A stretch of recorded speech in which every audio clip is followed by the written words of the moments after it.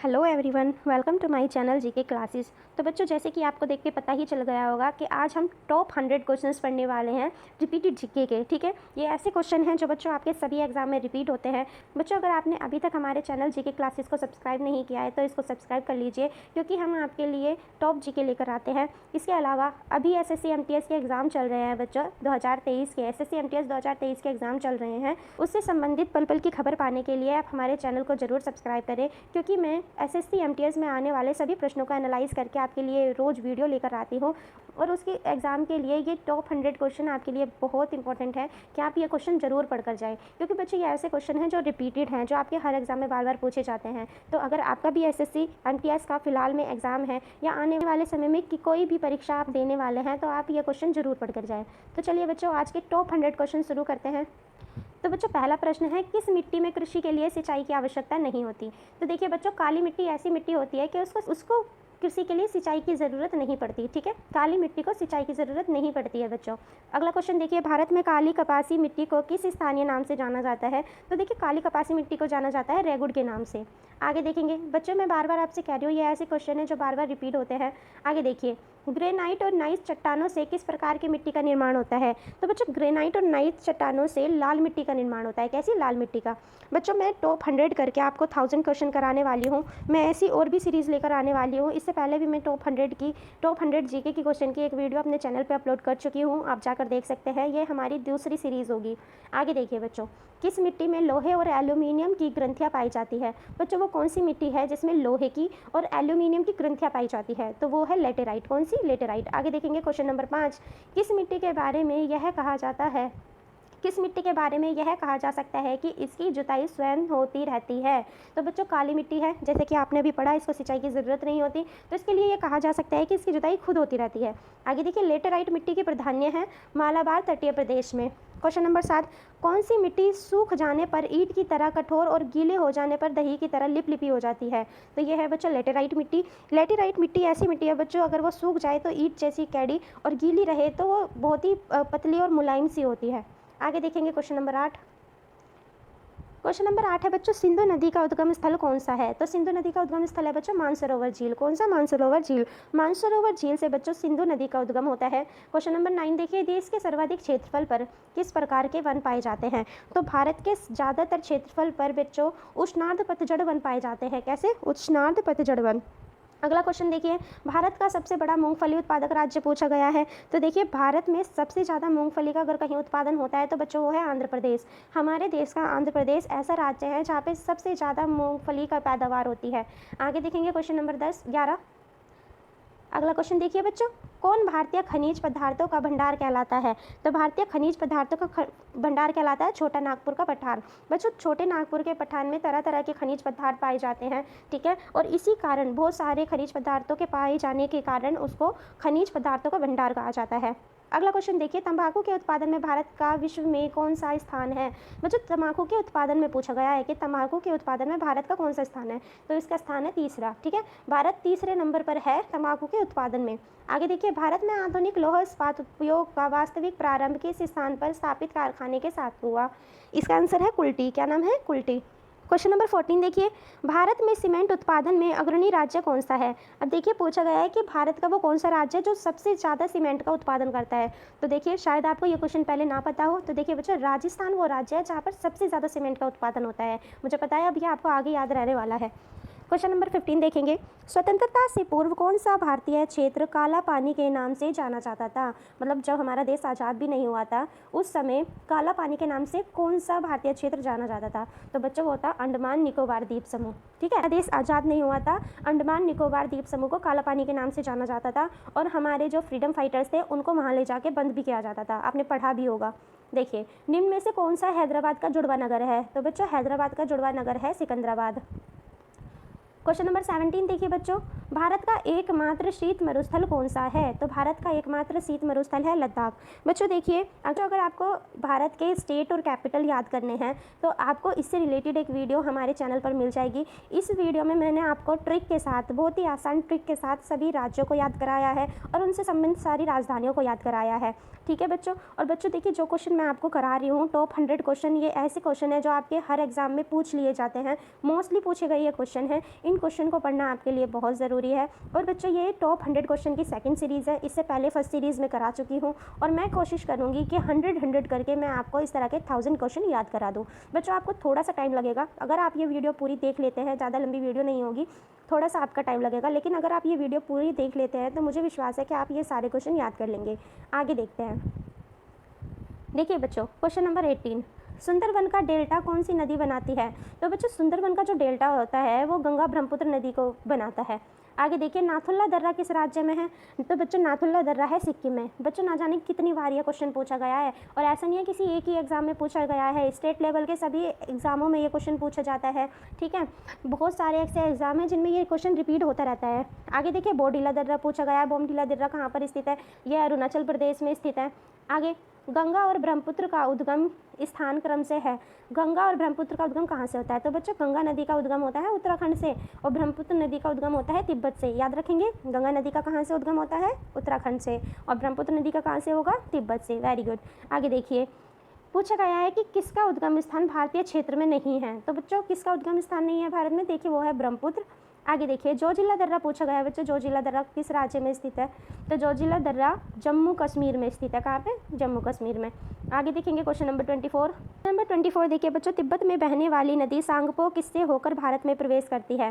देखो बच्चों, नदी का नाम है सांगपो। क्या नाम है? ध्यान से देखिएगा, सांगपो नदी का नाम है, और ये कहाँ पर बहती है? तिब्बत में बहने वाली ये नदी है। आप शायद जानते हैं तिब्बत को बच्चों चीन भी कहते हैं। ठीक है, तो ये तिब्बत में बहने वाली, चीन में बहने वाली नदी है। पूछा गया है ये किससे होकर भारत में प्रवेश करती है? तो भारत में प्रवेश कहाँ से करती है? तो बच्चों ये अरुणाचल प्रदेश से भारत में प्रवेश करती है।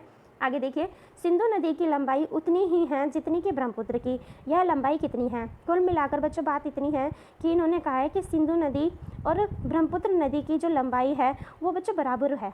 ठीक है, सिंधु नदी की और ब्रह्मपुत्र नदी की लंबाई बराबर है। पूछा गया है ये लंबाई कितनी है? तो बच्चों सिंधु नदी और ब्रह्मपुत्र नदी, इन दोनों नदियों की लंबाई है 2900 किलोमीटर। कितनी है? 2900 किलोमीटर लंबाई है। आगे देखेंगे क्वेश्चन नंबर 26। देखिए बच्चों, अगर आपने अभी तक हमारे चैनल जीके क्लासेस को सब्सक्राइब नहीं किया है तो जीके क्लासेस को सब्सक्राइब कर लीजिए। साथ ही साइड में आपको एक बेल आइकन दिखाई देगा, उसको भी प्रेस कर लीजिएगा, ताकि आपको जब भी मैं वीडियो अपलोड करूँ तो आपको एक नोटिफिकेशन मिल जाए। चलिए बच्चों, अगला क्वेश्चन देखते हैं। कौन सा दर्रा हिमाचल प्रदेश में स्थित नहीं है? तो बच्चों ये जो जलेपला दर्रा है, जलेपला दर्रा हिमाचल प्रदेश में स्थित नहीं है। आगे, बुर्जिल और जोजिला दर्रा किस राज्य में स्थित है? तो बुर्जिल और जोजिला दर्रा आपके जम्मू कश्मीर में स्थित है। आगे, कौन सी नदी अपना मार्ग बदलने के लिए जानी जाती है? तो बच्चों वो कौन सी नदी है जो अपना मार्ग बदलती रहती है? तो बच्चों ध्यान से देखिए, कोसी नदी। क्या नाम है इसका? कोसी नदी। बच्चों कोसी नदी ऐसी नदी है जो अक्सर अपना मार्ग बदलती रहती है। ठीक है, अपना मार्ग बदलती रहती है, इसलिए इसको मार्ग बदलने वाली नदी के नाम से जाना जाता है। आगे देखिए क्वेश्चन नंबर 29। भारत का प्रमाणित समय किस स्थान से निश्चित किया जाता है? तो बच्चों भारत का जो प्रमाणित समय है वो इलाहाबाद से निश्चित किया जाता है। अगला, वह काल्पनिक रेखा जो पृथ्वी को 2 भागों में बांटती है क्या कहलाती है? आप जानते हैं बच्चों ये हमारी अर्थ है। ये काल्पनिक रेखा मानते हैं 0 डिग्री अक्षांश, इसे कहते हैं भूमध्य रेखा। क्या कहते हैं? भूमध्य रेखा। और ये बच्चों एक काल्पनिक रेखा है जो हमारी पृथ्वी को 2 भागों में बांटती है, उत्तरी और दक्षिणी। ठीक है, उत्तरी अक्षांश और दक्षिणी अक्षांश। आगे देखिए, वे 2 प्रमुख नदियाँ कौन सी है जो अमरकंटक पठार से निकलती हैं परंतु वे अलग अलग दिशाओं में बहती हैं? देखो बच्चों 2 नदियाँ पूछी गई हैं, दोनों निकलती कहाँ से हैं? अमरकंटक पठार से। दोनों ही नदियाँ अमरकंटक पठार से निकलती हैं। ठीक है, लेकिन वो अलग अलग दिशाओं में बहने लगती है, एक इस तरह एक इस तरह। नाम क्या है? नर्मदा और सोन।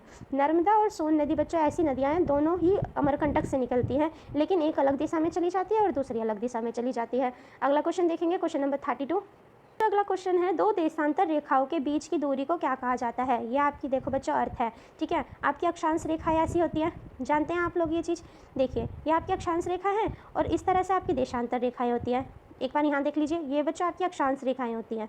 ठीक है, और ये आपकी देशांतर रेखाएं होती हैं। बच्चों ये जो इनके बीच का गैप होता है ना, इस दूरी की बात हो रही है। किसकी? देखो मैं कलर चेंज करके आपको बताती हूँ। देखो इसकी, यहाँ देखिए, ये जो इनके बीच का गैप होता है ना, इसको कहते हैं कि 2 देशांतर रेखाओं के बीच की दूरी को किस नाम से जाना जाता है? तो ये जो गैप होता है ना बच्चों, इसी को कहते हैं गौर। क्या कहते हैं? गौर। गौर होता है बच्चों ये, इसको गौर नाम से जाना जाता है। जो 2 देशांतर, एक देशांतर ये हो गया, एक ही हो गया, 2 देशांतर के बीच की दूरी को गौर के नाम से जाना जाता है। और ये जो दूरी होती है बच्चों, ये जो होता है ये आपकी अक्षांश होती है। ठीक है, 2 ये अक्षांश, ये भी अक्षांश।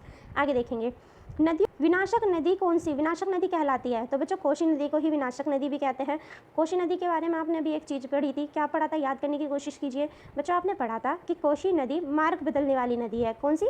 मार्ग बदलने वाली नदी। ये अक्सर अपना मार्ग बदलती रहती है। इसके अलावा इसे क्या कहा जाता है? विनाशक नदी भी कहा जाता है। आपको देखो इसके बारे में 2 चीज़ें पता चल गई। कोसी नदी को मार्ग बदलने वाली नदी भी कहते हैं, विनाशक नदी भी कहते हैं। क्वेश्चन नंबर 34 देखेंगे। तो देखिए बच्चों, क्वेश्चन नंबर 34 है, गेहूं की अच्छी खेती के लिए कौन सा पारिस्थितिक समुच्चय आवश्यक है? अगर गेहूं की अच्छी खेती करनी है तो उसके लिए कौन सा पारिस्थितिक समुच्चय आवश्यक है? मध्यम ताप और मध्यम वर्षा। ठीक है, आगे देखिए क्वेश्चन नंबर 35, भारत और ग्रीनविच के मानक समय में कितने समय का अंतर है? तो बच्चों वो टाइम है 5 घंटा 30 मिनट। 5 घंटे 30 मिनट का अंतर है। आगे देखिए, निम्न में से किस स्थान का प्रमाणिक समय एवं स्थानीय समय लगभग एक समान है? तो इसका आंसर क्या है? नैनी। क्वेश्चन नंबर 37, कौन नदी बंगाल का शोक कहलाती है? तो बच्चों बंगाल का शोक किस नदी को कहा जाता है? दामोदर नदी को। क्वेश्चन नंबर 38 देखिए, तवा किसकी सहायक नदी है? तो ये है बच्चों नर्मदा की। आगे देखिए, यू आकार की घाटियों का विकास किस प्रकार के क्षेत्र में होता है? बच्चों जो यू आकार की घाटी होती है, इस तरह की जो घाटी होती हैं, इनका विकास किस प्रकार के क्षेत्र में होता है? तो इनका विकास होता है बच्चों हिमानी क्षेत्रों में। कैसे? हिमानी क्षेत्रों में। आगे देखिए, जूल प्रति सेकंड क्या बच्चों? सेकंड शक्ति की। आगे देखिए, किलोवाट मात्रक का उपयोग किसके मापन में होता है? तो इसका यूज़ होता है शक्ति में। आगे शक्ति का एसआई मात्रक पूछा है बच्चों। शक्ति का एसआई मात्रक किसके समतुल्य है? किलोग्राम मीटर स्क्वायर के। किसके? किलोग्राम मीटर स्क्वायर के। आगे देखिए, अश्व शक्ति बराबर होती है 746 वॉट के। ठीक है, एक हॉर्स पावर, इसे हॉर्स पावर भी कहते हैं। 1 HP बराबर 746 वॉट होता है, याद रखेंगे। आगे देखिए, अगला क्वेश्चन है बच्चों, त्वरण की एसआई इकाई क्या होती है? तो त्वरण की एसआई इकाई क्या होती है? मीटर प्रति सेकंड स्क्वायर। क्या होती है? मीटर प्रति सेकंड स्क्वायर त्वरण की एसआई इकाई होती है। अगला क्वेश्चन है, बल का मात्रक क्या है? तो बल का मात्रक क्या है? किलोग्राम मीटर पर सेकंड स्क्वायर। बल का मात्रक है किलोग्राम मीटर पर second square. Question number 46, CGS प्रणाली में बल की इकाई है डाइन। देखिए बच्चों, ये सभी मात्रक दिए गए हैं और आपको पता है फिलहाल एसएससी एमटीएस के एग्ज़ाम चल रहे हैं। एसएससी एमटीएस 2023 के एग्ज़ाम चल रहे हैं और बच्चों एसएससी एमटीएस 2023 में हर शिफ्ट में मात्रकों से 2 से 3 क्वेश्चन पूछे ही जा रहे हैं। और ऐसा नहीं है कि ये केवल एसएससी एमटीएस के एग्ज़ाम में ही पूछे जाएंगे, इसके अलावा आने वाले आपके सभी एग्ज़ामों में ये क्वेश्चन आ सकते हैं। तो देखिए, आपके लिए ज़रूरी हो जाता है कि आपको इन क्वेश्चन के आंसर पता हो। ठीक है, तो वीडियो को अंत तक देखिएगा। देखिए, दाब का मात्रक पूछा गया है बच्चों। दाब का मात्रक होता है, तो दाब का मात्रक होता है पास्कल। फिर बार किसकी इकाई है? ये होती है बच्चों वायुमंडलीय दबाव की। क्वेश्चन नंबर 49 देखेंगे। क्वेश्चन नंबर 49 है बच्चों, रेडियन किसकी इकाई है? तो रेडियन इकाई है बच्चों कोण की। क्वेश्चन नंबर 50, न्यूटन मीटर मात्रक है ऊर्जा का। क्वेश्चन नंबर 51 देखिए, जड़त्व आघूर्ण का मात्रक है किलोग्राम मीटर स्क्वायर। क्या है? Kilogram metre square. किसका मात्रक है ये? जड़त्व आघूर्ण का। आगे बल आघूर्ण का मात्रक बोला है बच्चों। बल का क्या है? न्यूटन प्रति मीटर। क्या होता है? न्यूटन प्रति मीटर। आगे देखिए, घनत्व की इकाई कही है, घनत्व की इकाई पूछी गई है। घनत्व की इकाई क्या होती है? घनत्व की इकाई होती है ग्राम सेंटीमीटर क्यूब। क्या होती है? Gram centimetre cube. फिर घनत्व का सीजीएस मात्रक पूछा गया है। घनत्व का सीजीएस मात्रक क्या होता है? तो ग्राम प्रति सेंटीमीटर क्यूब। क्या होती है? ग्राम प्रति सेंटीमीटर क्यूब। क्वेश्चन नंबर 55 देखिए, प्रतिबल का मात्रक है, तो प्रतिबल का मात्रक क्या है? न्यूटन प्रति मीटर स्क्वायर। क्वेश्चन नंबर 56 देखिए। अब देखिए, भारत के प्रथम टेस्ट क्रिकेट कप्तान कौन थे? तो भारत के फर्स्ट टेस्ट क्रिकेट कप्तान पूछे गए हैं, कौन थे? तो ये थे बच्चों CK नायडू। कौन थे? CK नायडू भारत के प्रथम टेस्ट क्रिकेट कप्तान थे। ठीक है, आगे बढ़ेंगे। क्वेश्चन नंबर 57, कौन सा पुरस्कार क्रिकेट ऑफ ऑस्कर कहलाता है? तो कौन सा पुरस्कार कहलाता है क्रिकेट ऑफ ऑस्कर? तो ये कहलाता है ICC पुरस्कार। कौन सा? ICC पुरस्कार। आगे देखिए, राष्ट्रमंडल खेलों का प्रथम आयोजन कब हुआ था? तो बच्चों राष्ट्रमंडल खेलों का पहला आयोजन हुआ था 1930 में। कब हुआ था? 1930 में। आगे देखिए, थॉमस कप किस खेल से संबंधित है? थॉमस कप बच्चों आपके बैडमिंटन से संबंधित है। आगे देखेंगे, टर्बिनेटर के नाम से किस खिलाड़ी को जाना जाता है? टर्बिनेटर के नाम से किस खिलाड़ी को जानते हैं बच्चों? हरभजन सिंह को। याद रखिएगा, हरभजन सिंह को टर्बिनेटर के नाम से जाना जाता है। इसके अलावा विंबलडन जूनियर खिताब जीतने वाली पहली भारतीय महिला खिलाड़ी कौन है? तो कौन है पहली भारतीय महिला खिलाड़ी विंबलडन जूनियर खिताब जीतने वाली? तो सानिया मिर्जा। आगे देखिए, भारत में सबसे बड़ा इंडोर स्टेडियम कौन सा है? तो भारत में सबसे बड़ा इंडोर स्टेडियम है इंदिरा गांधी इंडोर स्टेडियम, दिल्ली। ठीक है, दिल्ली में है ये, और तो भारत में सबसे बड़ा इंडोर स्टेडियम है। आगे देखेंगे क्वेश्चन नंबर 63। क्वेश्चन नंबर 63 देखिए बच्चों, विजेंद्र कुमार सिंह किस खेल से संबंधित है? तो विजेंद्र कुमार सिंह मुक्केबाजी से संबंधित है। क्वेश्चन नंबर 64, एशियाई खेलों का उद्देश्य क्या है? एशियाई खेलों का उद्देश्य है हमेशा आगे की ओर। ठीक है, क्या उद्देश्य है? हमेशा आगे की ओर रहना। आगे बढ़ेंगे। क्वेश्चन नंबर 65 है, आइडल्स नामक प्रसिद्ध पुस्तक के लेखक कौन है? तो आइडल्स नामक पुस्तक के लेखक है सुनील गावस्कर। क्वेश्चन नंबर 66, वह पहला भारतीय खिलाड़ी कौन था जिसने अंतर्राष्ट्रीय टेस्ट क्रिकेट में हैट्रिक की? तो कौन था वो पहला खिलाड़ी जिसने अंतर्राष्ट्रीय टेस्ट क्रिकेट में हैट्रिक ली थी? तो बच्चों हरभजन सिंह थे। हरभजन सिंह वो पहले प्लेयर हैं। आगे देखिए क्वेश्चन नंबर 67, ओलंपिक शब्द ओलंपस से आया है, जो एक नाम है। देखिए जो ओलंपिक शब्द है, ओलंपिक गेम होते हैं, ये ओलंपस नाम से आया है। अब बोला गया है कि ओलंपस किसका नाम है? तो बच्चों ओलंपस एक पर्वत का नाम है। किसका नाम है? पर्वत का नाम है। ओलंपस एक पर्वत का नाम है और पर्वत के नाम से ओलंपिक आया है।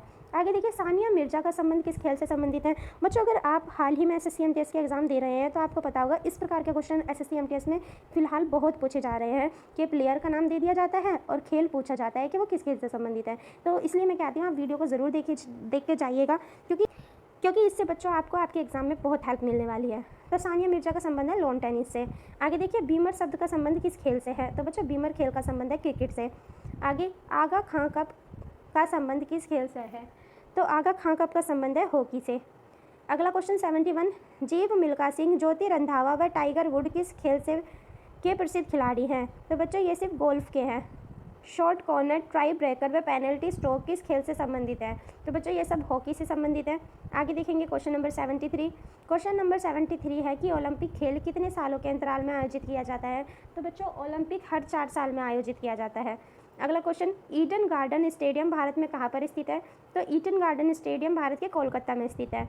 क्वेश्चन नंबर 75, अंतर्राष्ट्रीय ओलंपिक संस्था का मुख्यालय कहाँ पर स्थित है? तो अंतर्राष्ट्रीय ओलंपिक संस्था का मुख्यालय है लोसाने में। कहाँ? क्वेश्चन नंबर 76, विलियम्स बहनों का संबंध किस खेल से है? तो विलियम्स बहनों का संबंध किससे है? टेनिस से। क्वेश्चन नंबर 77, अमेरिका का राष्ट्रीय मनोरंजन किस खेल को कहा जाता है? तो वो कहा जाता है बेसबॉल को। क्वेश्चन नंबर 78, क्रिकेट के आधुनिक संस्करण सुपरमैक्स क्रिकेट की शुरुआत कहाँ पर हुई थी? तो कहाँ पर हुई थी इसकी शुरुआत हुई थी बच्चों ऑस्ट्रेलिया में। अगला क्वेश्चन देखेंगे क्वेश्चन नंबर 79। बच्चों अगर आपने अभी तक हमारे चैनल जीके क्लासेस को सब्सक्राइब नहीं किया है तो अभी जाकर पहले हमारे चैनल जीके क्लासेस को सब्सक्राइब कर लीजिए, क्योंकि आपको इस तरह की बहुत सारी वीडियो देखने को मिलेगी हमारे चैनल पर जो आपकी जीके को पहले से ज़्यादा इंप्रूव कर देंगी। देखिए क्वेश्चन है, मुक्केबाजी की स्पर्धा में कितने मिनट के 3 चक्र होते हैं? तो मुक्केबाजी में कितने मिनट के 3 राउंड होते हैं? तो बच्चों वो 3 मिनट के होते हैं। ठीक है, मुक्केबाजी में हर राउंड होता है 3 मिनट का। आगे देखिए देवधर ट्रॉफी किस खेल से संबंधित है? तो देवधर ट्रॉफी संबंधित है क्रिकेट से। क्वेश्चन नंबर 81, ब्रेस्ट स्ट्रोक किस खेल से संबंधित है? तो ब्रेस्ट स्ट्रोक संबंधित है तैराकी से। क्वेश्चन नंबर 82, सोमदेव देवबर्मन किस खेल से संबंधित है? तो इसका आंसर है lawn tennis. Question number 83, Bharat का राष्ट्रीय खेल कौन सा है? तो भारत का आप सभी को पता है, इसका तो मैं आंसर ना भी दूँ तो भी चलेगा। देखिए फिर भी मैं बता देती हूँ, हॉकी भारत का राष्ट्रीय खेल है। आगे देखिए प्रथम ओलंपिक खेल किस साल आयोजित किए गए थे? तो बच्चों ओलंपिक खेल पहली बार 1896 में आयोजित किए गए थे। कहाँ पे? ग्रीस के एथेंस में। कहाँ? ग्रीस के एथेंस में 1896 में पहली बार ओलंपिक हुए थे। आगे देखिए राष्ट्रमंडल खेलों में पदक जीतने वाले प्रथम भारतीय कौन है? राष्ट्रमंडल खेलों में पदक जीतने वाले पहले भारतीय हैं राशिद अनवर। क्वेश्चन नंबर 86 देखिए, 2007 का क्रिकेट विश्व कप कहाँ आयोजित किया गया? तो 2007 का क्रिकेट विश्व कप हुआ था वेस्ट इंडीज़ में। आगे भारत में फेडरेशन कप किस खेल से संबंधित है? तो ये जो फेडरेशन कप है बच्चों ये किससे संबंधित है? किस खेल से रिलेट करता है ये? तो ये करता है फुटबॉल से। आगे देखिए सोकर, ये किस खेल का दूसरा नाम है? तो सोकर किस खेल का दूसरा नाम है? तो ये फुटबॉल का दूसरा नाम है। क्वेश्चन 89, ओलंपिक खेलों में पदक जीतने वाले प्रथम महिला खिलाड़ी कौन है? तो इसका आंसर क्या है? कर्णम मल्लेश्वरी। देखिए बच्चों कर्णम मल्लेश्वरी ओलंपिक खेलों में पदक जीतने वाली पहली महिला खिलाड़ी है। बच्चों सरल आवर्त गति के दोलन में किसकी आवश्यकता होती है? तो किसकी आवश्यकता होती है सरल आवर्त गति के दोलन में? तो इसमें आवश्यकता होती है प्रत्यास्थता एवं जड़त्व। ठीक है, दोनों की इसमें आवश्यकता पड़ती है। वायुमंडलीय दाब मापने के लिए किस यंत्र का प्रयोग किया जाता है? तो बच्चों वायुमंडलीय दाब मापने के लिए किस यंत्र का इस्तेमाल किया जाता है? तो देखिए इसका आंसर है बैरोमीटर। बैरोमीटर से हम वायुमंडलीय दाब को माप सकते हैं। अगला क्वेश्चन है, विश्व में सूती वस्त्रों का अग्रणी उत्पादक देश कौन सा है? यानी मतलब वर्ल्ड में सूती वस्त्रों का सबसे ज़्यादा उत्पादन कहाँ पर होता है? तो इसका आंसर है चीन। ठीक है बच्चों, चीन में वर्ल्ड की सबसे ज़्यादा सूती वस्त्रों का उत्पादन किया जाता है। क्वेश्चन नंबर 93, लौह इस्पात उद्योग में मुख्यतः किस कोयले का यूज़ किया जाता है? तो जो लौह इस्पात उद्योग होता है उसमें सबसे ज़्यादा बिट्यूमिन्स कोयले का प्रयोग किया जाता है। आगे देखिए क्वेश्चन नंबर 94, मगध साम्राज्य का वास्तविक संस्थापक कौन था? तो देखिए बच्चों मगध साम्राज्य का वास्तविक संस्थापक था बिंबिसार। कौन था? बिंबिसार। आगे देखिए क्वेश्चन नंबर 95, किसने सहिष्णुता, उदारता और करुणा के त्रिविध आधार पर राजधर्म की स्थापना की थी? तो किसने की थी? सम्राट अशोक ने। सम्राट अशोक ने सहिष्णुता, उदारता और करुणा के त्रिविध आधार पर राजधर्म की स्थापना की थी। आगे, मुगल चित्रकारी किसके शासनकाल में अपनी पराकाष्ठा पर पहुंची थी? तो इसका आंसर है जहांगीर। ठीक है, जहांगीर के समय में मुगल काल में सबसे ज़्यादा चित्रकारी की गई थी। आगे देखेंगे क्वेश्चन नंबर 97। क्वेश्चन नंबर 97 देखिए बच्चों, दास्तान-ए अमीर हमजा का चित्रांकन किसके द्वारा किया गया था? तो इसका आंसर है बच्चों अब्दुस्मद। ठीक है, आगे देखिए लीलावती के लेखक कौन है? तो लीलावती के लेखक कौन है? फेजी। क्वेश्चन नंबर 99 देखेंगे। क्वेश्चन नंबर 99 है, भगवत गीता का फारसी भाषा में किसने लिखा था? तो भगवत गीता का फारसी भाषा में अनुवाद किसने किया था? राजा टोडरमल ने। ठीक है, राजा टोडरमल ने भगवत गीता को फारसी भाषा में लिखा था। अगला क्वेश्चन, साल 1855 में भारत का प्रथम जूट मिल कहाँ पर स्थापित किया गया था? तो इसका आंसर क्या है? इसका सही आंसर है सेरामपुर। ठीक है, 1855 में पहला जूट मिल जो स्थापित किया गया था वो कहाँ पे किया गया था? सेरामपुर में। और सेरामपुर कहाँ पर है? सेरामपुर है आपके पश्चिम बंगाल में। ठीक है।